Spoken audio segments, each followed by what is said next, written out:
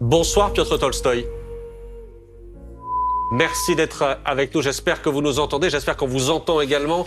Vous êtes vice-président de la Douma, la chambre basse du Parlement russe. Merci d'être avec nous en direct aussi tard. Je sais qu'il est tard pour vous. Il y a 2 heures de plus pour vous à Moscou. Vous avez entendu, et je vous voyais réagir dans un écran de contrôle, vous avez entendu ce qui a été dit en plateau à l'instant. Je vous repose la question. Pourquoi votre pays a-t-il encore envoyé aujourd'hui 70 missiles, c'est ce que disent les Ukrainiens, contre les installations électriques, contre une maternité, contre les immeubles du côté de Kiev? Quel est votre but? Notre but, c'est la victoire, c'est clair. Et à mon avis, je ne suis pas d'accord avec l'analyse que vous avez eue dans vos discussions sur le plateau, parce que on oublie les bombardements de l'OTAN, de l'ex-Yougoslavie, les bombardements de l'Irak. C'est tout à fait normal, c'est les cibles légitimes. La Russie ne vise pas la population civile, il vise l'infrastructure de l'Ukraine. L'infrastructure de l'Ukraine sera démolie et l'Ukraine sera envoyée à 18e siècle. Je ne suis pas d'accord avec les propos que la Russie n'a pas de succès sur le terrain, sur le champ de bataille, n'a pas des missiles, vous inquiétez pas. Notre problème, c'est que on ne veut pas viser la population civile. Sinon, on pouvait raser sur le champ de bataille des dizaines de kilomètres du terrain avec les missiles que nous avons. Il y en a Mais Piotr Tolstoï, de fait, et la journée d'aujourd'hui le montre encore, vous ciblez les civils. Cette maternité, ce bébé de 2 jours mort dans la région de Zaporijjia, quel était l'objectif militaire ? Écoutez, il y a toujours les victimes en guerre, mais de votre part, c'est l'hypocrisie de dire sur le bébé à Zaporijjia qu'en pendant 8 ans, vous n'avez pas remarqué les bébés qui sont morts à Donetsk. Il y en a plus de 200 bébés qui sont morts à cause des attaques ukrainiennes sur la population de Donetsk lors de la guerre civile en Ukraine. Et ça, vous comptez pas. C'est bizarre quand même. Et c'est pas du tout honnête et objectif par rapport à vos spectateurs. Mais c'est bien votre pays aujourd'hui qui bombarde depuis des mois l'Ukraine. C'est bien votre pays qui, par exemple, la semaine dernière, quand il y a eu cet incident, ce missile tombé du côté polonais, qui a reconnu la semaine dernière qu'effectivement, il y avait des séries de bombardements, notamment sur des infrastructures qui servent à la population civile. Écoutez, tous les bombardements qu'aujourd'hui sont effectués en Ukraine, c'est les coups sur l'infrastructure énergétique de l'Ukraine, qui ne va pas permettre de bouger à l'armée ukrainienne. Et plus vous aidez à l'Ukraine, plus long va durer cette guerre. C'est très simple. Et vous allez voir que de toutes les façons, la Russie ne peut pas perdre une guerre parce que les puissances nucléaires ne perdent pas les guerres, comme vous le savez.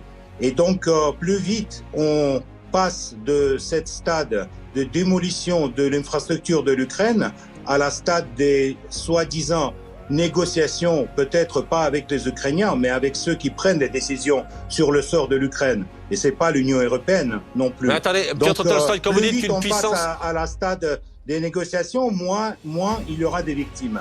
Quand vous dites qu'une puissance nucléaire ne perd pas une guerre, c'est clairement une menace d'emploi du nucléaire si jamais ça se passait mal pour vous en Ukraine, ce qui est visiblement le cas en ce moment.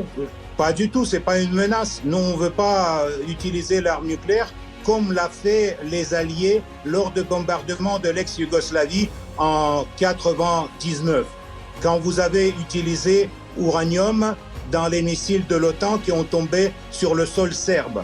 Et depuis, on a des centaines de milliers de Serbes malades à cause de ça. Mais personne ne dit ça sur le plateau des télés parce que c'est pas bien pour l'Occident. Ça gâchit l'image d'être très, très bon et très humaniste. Alors, pardon, Piotr Tolstoï, je vais vous prendre au mot ce soir.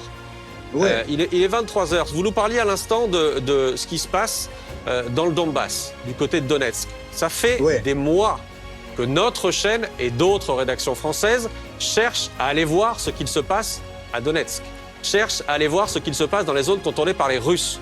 Nous n'obtenons jamais de visa pour aller dans ces zones-là parce que la Russie nous refuse l'accès à ces zones-là. Pourquoi nous refuser l'accès ? Et qu'est-ce que vous attendez ? Vous avez refusé les visas pour tous les Russes, vous avez entamé 11 000 sanctions illégitimes contre mon pays et vous attendez que la Russie vous reçoive à Donetsk. Mais vous êtes assez naïf. On va vous recevoir à Kiev ou à la frontière polonaise bientôt, mais pas à Donetsk à ce moment-là. Parce qu'il y a la guerre, il y a les soldats, il y a le déplacement de l'armée. Pourquoi vous croyez que vraiment la Russie va inviter les journalistes des pays qui mènent une guerre économique contre notre pays pour regarder comment notre bouge sur le front? Vous êtes bien naïf. Vous avez déclenché cette guerre, encore une fois, Piotr Tolstoï.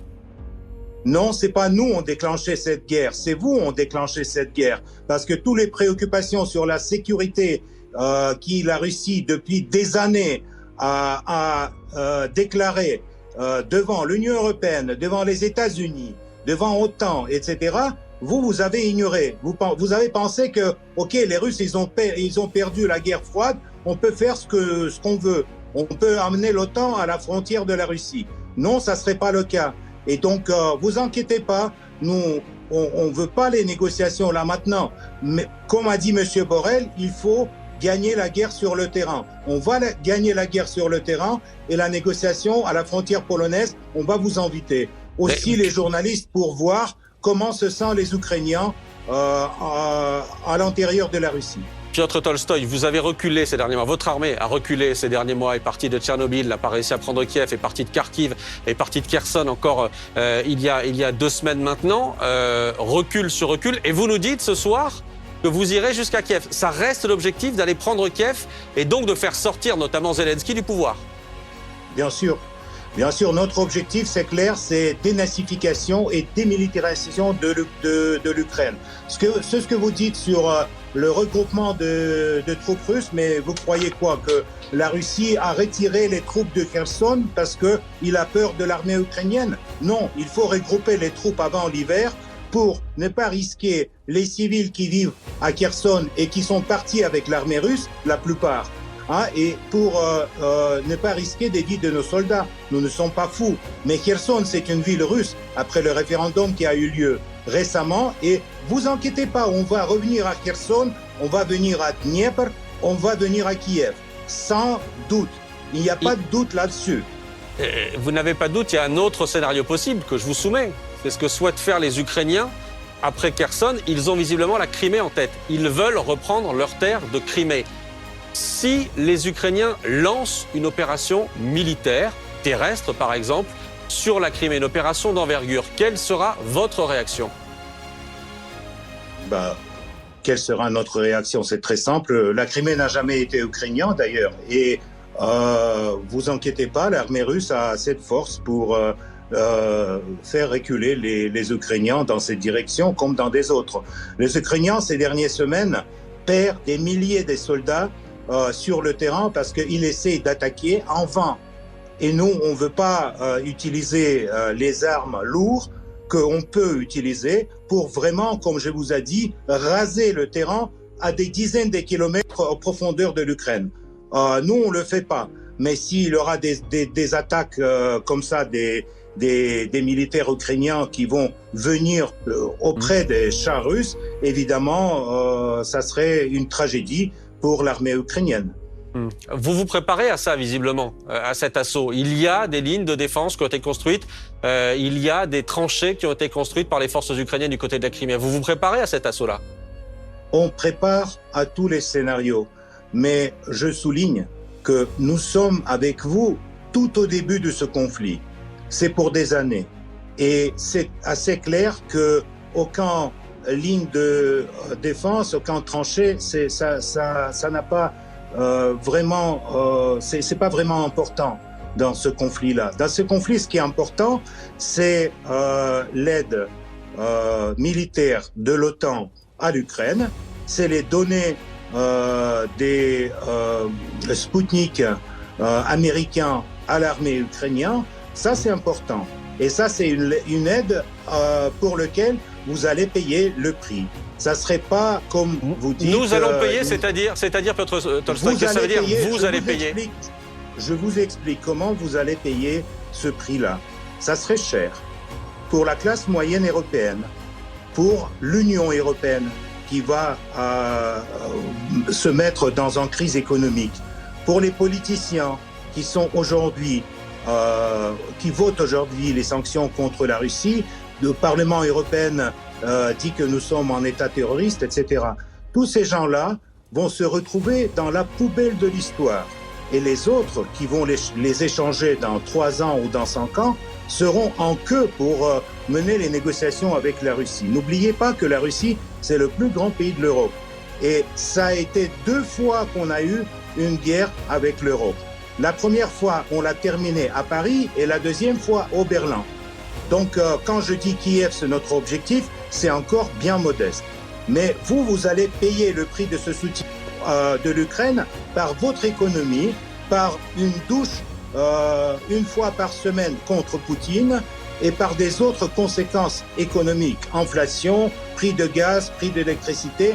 Je ne veux pas vous raconter, vous allez voir et on peut revenir à cet entretien dans quelques mois pour dire si j'ai eu tort. Piotr Tolstoï, question pour vous de l'un de nos invités en plateau, en l'occurrence Guillaume Ancel.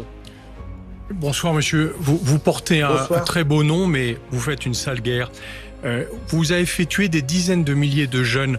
Est-ce que vous-même vous avez déjà fait la guerre ?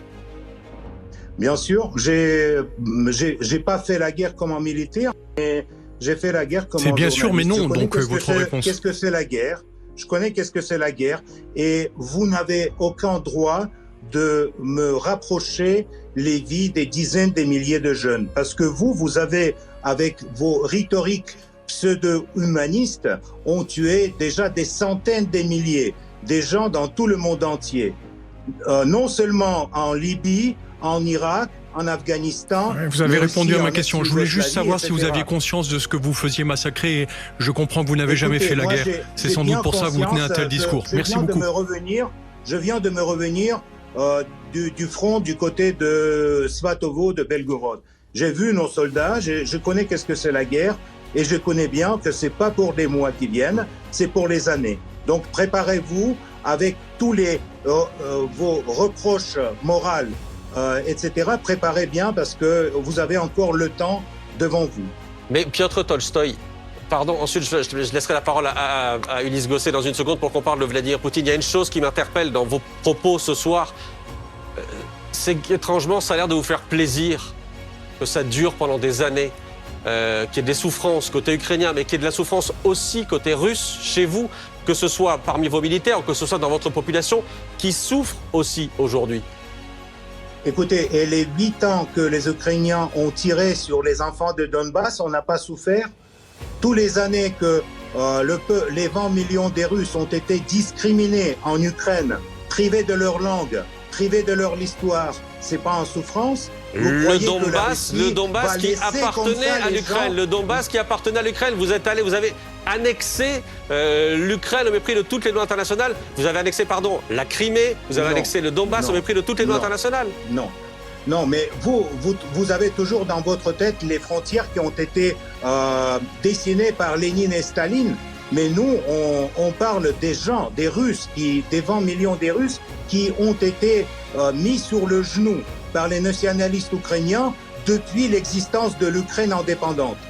L'Ukraine indépendante à qui la Russie a subventionné depuis les 20 ans avec le prix de gaz très bas, avec le soutien de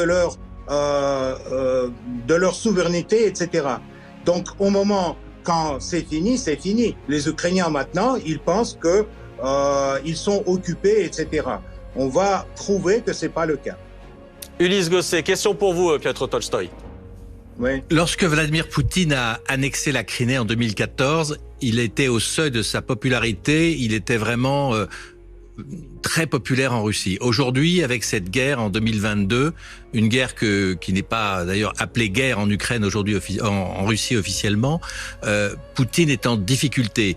Il n'a même pas pu se rendre au sommet du G20 pour représenter la Fédération de Russie. La Chine elle-même met en garde contre une perspective de guerre nucléaire qu'elle condamne. Quel est, à votre avis, aujourd'hui, le succès de Poutine dans cette aventure militaire qui est condamnée quasiment de façon universelle et qui fait craindre un retour de la guerre en Europe et pas simplement en Ukraine? Ulysse, merci pour votre question. Je ne suis pas tout à fait d'accord avec vous parce que quand vous parlez d'isolation de la Russie, d'isolation, affaiblissement de Poutine, etc., ça c'est une vision très occidentale. Lors de sommet de Vannes, Poutine n'a pas participé parce que évidemment il est président du pays qui mène une opération militaire, tandis que le ministre des Affaires étrangères a très bien discuté avec ses collègues chinois, d'Indonésie, Inde, etc. Donc vous avez une vision de l'Europe occidentale, de petits morceaux de l'Europe géographiquement, qui pense que c'est vous qui êtes le monde entier. Non, c'est pas ça. Poutine ne souffre pas, je vous assure, Poutine ne souffre pas et même ne pense pas à tous ces idées de boycott et d'isolation de la Russie. Bien sûr, vous voulez l'isolation de la Russie, mais c'est pas le cas. Parce que aujourd'hui, mais vous ne pensez pas que Poutine aujourd'hui a des difficultés à faire accepter cette guerre contre un peuple frère, pour reprendre la propagande russe, contre les Ukrainiens qui il y a encore quelques dizaines d'années faisaient partie de l'ex-URSS. Est-ce qu'il n'a pas une difficulté à dire à ses compatriotes faites la guerre contre les Ukrainiens? Et est-ce que sa popularité n'est pas en berne? Et comment vous expliquez que le mouvement d'émigration en dehors de la Russie, vers la Géorgie, vers l'Occident, soit le plus important depuis la révolution de 1917? Ulysse, je vous assure que la guerre, c'est une responsabilité et un devoir très dur pour n'importe quel leader de n'importe quel pays. Si par exemple la France va mener une guerre en Afrique, le président français sera aussi peut-être préoccupé par ça. Donc, mais ce qui concerne vos illusions sur la popularité de Poutine, je vous assure que son taux de confiance est même plus haut qu'au moment de retour de la Crimée en Russie. Et deuxièmement, ça c'est pas exact, c'est pas exact. Si. Et tous ces, vous parlez de l'immigration, donc des jeunes qui ont peur, et donc quelques dizaines de milliers de jeunes qui ont parti dans les pays voisins. Là, ils ont parti il y a quelques mois. La plupart d'entre eux essaient de retourner en Russie parce qu'ils n'ont pas trouvé les moyens pour continuer la vie en Géorgie ou à Kazakhstan. On parle plutôt de plusieurs centaines de milliers de personnes. Et pardon, on a d'autres chiffres aussi, par exemple, sur ces Russes qui ont placé, ça ce sont des chiffres de la banque russe, qui ont placé de l'argent à l'étranger, ça s'envole aussi. On est à 30 milliards placés à l'étranger depuis le début de la guerre, visiblement par manque de confiance dans le système russe. Non, c'est les chiffres, malheureusement, pour les chiffres de la Banque centrale de placement des finances, les chiffres sont grands comme ça parce qu'on n'a pas aujourd'hui la possibilité d'échanger l'argent en Russie à cause des sanctions occidentales. Donc ce chiffre est très grand, mais c'est pas les chiffres, c'est pas l'argent des gens, c'est l'argent des entreprises et l'argent qui les entreprises maintiennent à l'Occident pour payer les crédits et les taux d'intérêt sur les crédits. Ça, c'est une chose. Et la deuxième chose, des centaines, des milliers, non. Vous n'avez pas les statistiques. Nous, on a vu tout le monde qui ont franchi la frontière. On a les statistiques. Il ne s'agit pas même d'une centaine de milliers.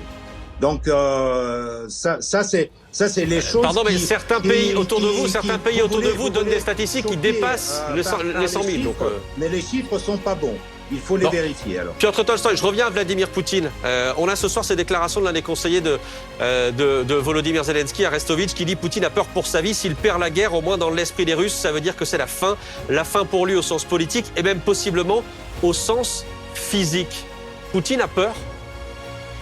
À mon avis, il n'y en a aucune chance que la Russie perde la guerre. Je vous ai dit déjà ça dès le début.